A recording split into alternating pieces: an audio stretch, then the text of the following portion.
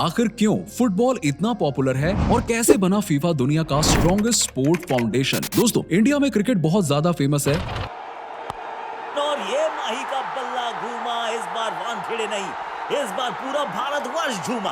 और अक्सर ये बहस देखने को मिल जाती है कि फुटबॉल ज्यादा अच्छा है या क्रिकेट। हमारे देश में क्रिकेटर्स की वैल्यू अरबों में है और हमारे यहाँ फुटबॉल प्लेयर्स बहुत ही कम पाए जाते हैं। इससे ये कंक्लूजन निकल कर आता है कि क्रिकेट एक रेवेन्यू जनरेट करने वाला खेल है। अब अगले साल वर्ल्ड कप शुरू हुआ भी नहीं है और रेवेन्यू का अंदाजा 533.29 मिलियन डॉलर का लग गया है और ये पैसे किसी भी एक गेम के लिए बहुत ज्यादा है। लेकिन क्या आप जानते हैं कि फीफा वर्ल्ड कप 2022 से फीफा ने 17 बिलियन डॉलर का रेवेन्यू जनरेट किया है। पैसा ही पैसा होगा। कहां मिलियन और कहां बिलियन, तब की जब वो कतर जैसे देश में था और इतने सारे विजिटर्स पर भर भर कर सैंक्शंस लगाए गए थे। माना जाता है कि इससे वर्ल्ड कप पर फर्क पड़ा और देखने वालों में कमी आई, लेकिन फिर भी 2022 के वर्ल्ड कप ने 2018 के वर्ल्ड कप से ज्यादा रेवेन्यू जनरेट किया। इससे ये तो साबित होता है कि फुटबॉल का क्रेज और रेवेन्यू क्रिकेट से कहीं ज्यादा है। पर कंट्रोवर्सीज की कमी भी यहाँ पर बिल्कुल नहीं है। दोस्तों, पिछले 10 से 15 सालों में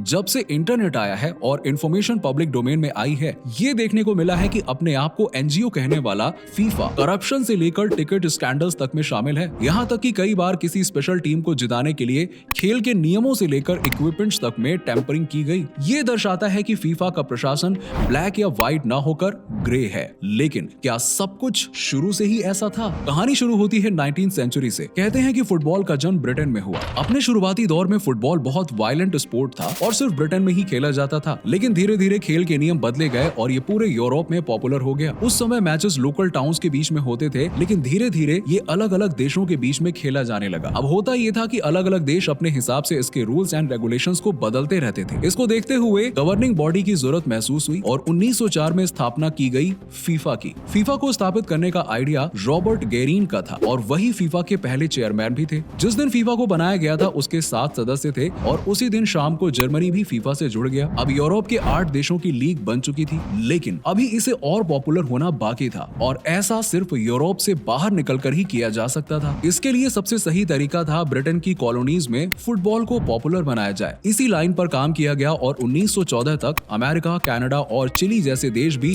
फीफा में शामिल हो चुके थे। 1908 के ओलंपिक में फीफा की ही देखरेख में फुटबॉल कंपटीशन कराया गया और इससे फीफा और फुटबॉल पहले से कहीं ज्यादा पॉपुलर हुए। अब तक सब कुछ ठीक चल रहा था, लेकिन फिर आ गया वर्ल्ड वॉर। कहते हैं कि खेल अलग अलग देशों में यूनिटी लेकर आता है, लेकिन यहाँ तो सब कुछ उल्टा ही था। जो देश अब तक एक साथ खेल रहे थे वो आपस में ही लड़ने लगे। वर्ल्ड वॉर 1 खत्म हुआ, पीस की स्थापना हुई, लेकिन आपसी दुश्मनी फिर भी नहीं गई। ब्रिटेन ने उन देशों से खेलने से मना कर दिया जिसने अभी कुछ साल पहले तक उनका खून बहाया था। यूनाइटेड किंगडम में आने वाले सभी देशों ने 26 सालों तक फीफा का बॉयकॉट किया। अब तक कई सारे देश फीफा से जुड़ चुके थे और ओलंपिक में इंक्लूड करना बहुत लंबी प्रक्रिया बन गई। इससे बचने के लिए ओलंपिक से बाहर टूर्नामेंट होना शुरू हो गए और इसी लाइन पर 1930 में शुरू किया गया फीफा वर्ल्ड कप। पहला फीफा वर्ल्ड कप हुआ यूरुग्वे में। ये इतना ग्रैंड नहीं था और ना ही ये इतना ज्यादा रेवेन्यू जनरेटिंग था। 1934 और 1938 में भी 2 वर्ल्ड कप हुए और इसके बाद एक बार फिर से फुटबॉल की सक्सेस पर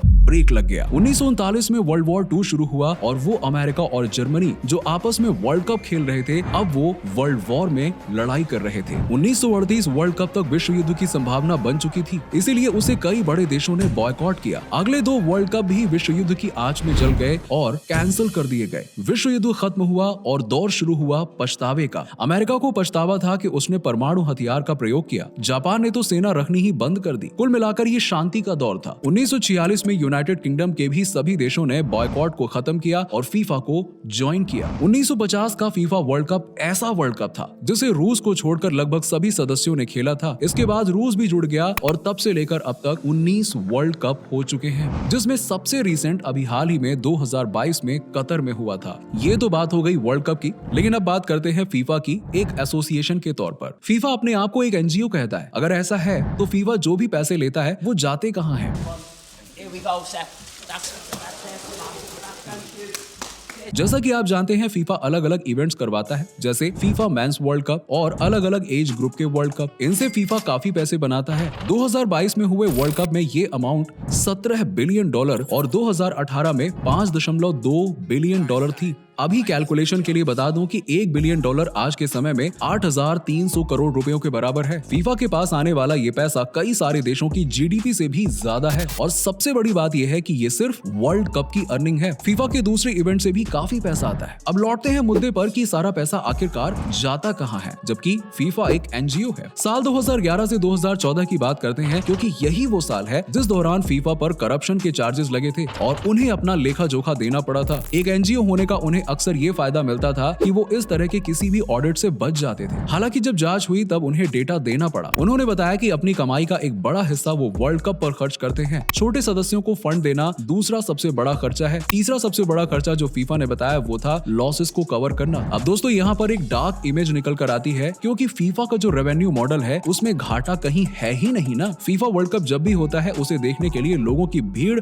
भर भर के आती है। इस बार तो ये आंकड़े आए हैं कि आधी दुनिया ने वर्ल्ड कप देखा। इसी एस्पेक्ट में एक और पॉइंट जुड़ता है होस्ट नेशन का। जैसा कि आपको पता है कि फीफा का पहला वर्ल्ड कप यूरुग्वे में हुआ था और यूरुग्वे ने ही इस वर्ल्ड कप को जीता था। फाइनल मैच अर्जेंटीना और यूरुग्वे के बीच में था और यूरुग्वे ने इसे जीतने के बाद अगले ही दिन पूरे यूरुग्वे में छुट्टी का ऐलान कर दिया था। शुरुआत में होस्ट नेशन बनना काफी आसान हुआ करता था। साल 1950 का वर्ल्ड कप ब्राजील में आयोजित किया गया था और यहाँ तक सब कुछ सही था, लेकिन जैसे जैसे फीफा आगे बढ़ता गया होस्ट नेशन का चुनाव मुश्किल हो गया। कई सारे ऐसे भी एग्जांपल्स देखने को मिले जब कोई एक देश टूर्नामेंट को होस्ट करना चाहता था और उसे होस्ट करने का मौका ना मिलने पर उसने टूर्नामेंट को ही बॉयकॉट कर दिया। 1950 में ब्राजील में हुए वर्ल्ड कप का यूरोपियन यूनियन के कई देशों ने बॉयकॉट किया था क्योंकि वो चाहते थे कि वो वर्ल्ड कप यूरोप से बाहर ना हो। आगे चलकर इस प्रॉब्लम को खत्म करने के लिए फीफा कांग्रेस बनाई गई। फुटबॉल को गवर्न करती है फीफा और फीफा को गवर्न करती है फीफा कांग्रेस। फीफा कांग्रेस के मेंबर में अलग अलग महाद्वीपों के रिप्रेजेंटेटिव्स थे। जैसे एशिया को रिप्रेजेंट करती है AFC,